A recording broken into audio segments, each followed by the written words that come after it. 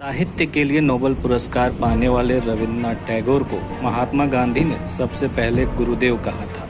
7 मई 1861 को टैगोर का जन्म तत्कालिक कलकत्ता में हुआ था।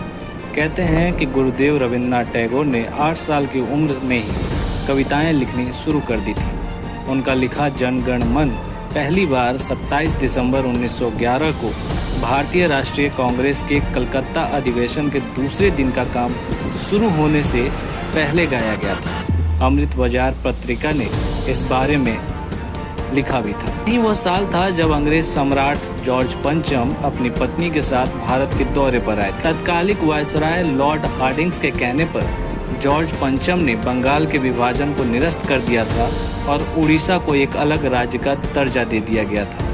इसके लिए कांग्रेस के जलसे में जॉर्ज पंचम की प्रशंसा भी की गई और उन्हें धन्यवाद भी दिया गया। ये बात सच है कि जनगण मन जॉर्ज पंचम के स्वागत के समय गाया गया था।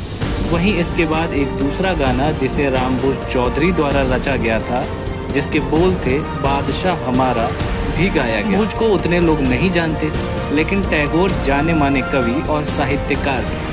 सत्ता समर्थक अखबारों ने ऐसे में खबर कुछ इस तरीके से दी कि लगा कि टैगोर ने राजा के सम्मान में प्रशंसा के तौर पर जन गण मन लिखा है। तब से लेकर आज तक यह विवाद चला आ रहा है। कहा जाता है कि टैगोर ने अंग्रेज सम्राट की प्रशंसा में यह गीत लिखा था। जन मन में अधिनायक और भारत भाग्य विधाता शब्द को लेकर सवाल अभी भी किए जाते हैं। हालांकि टैगोर ने 1912 में ही इसे लेकर स्पष्टीकरण दिया था।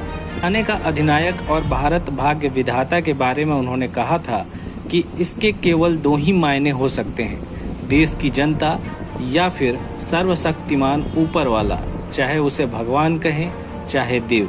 टैगोर ने 1939 में एक पत्र भी लिखा, जिसमें उन्होंने लिखा, मैं उन लोगों को जवाब देना अपनी बेइज्जती समझूंगा जो मुझे इस मूर्खता के लायक समझते हैं। इस गाने की बड़ी खासियत यह थी कि उस वक्त के आक्रामक राष्ट्रवादिता से यह परे था। इसमें राष्ट्र के नाम पर दूसरों को मारने काटने की बात नहीं थी।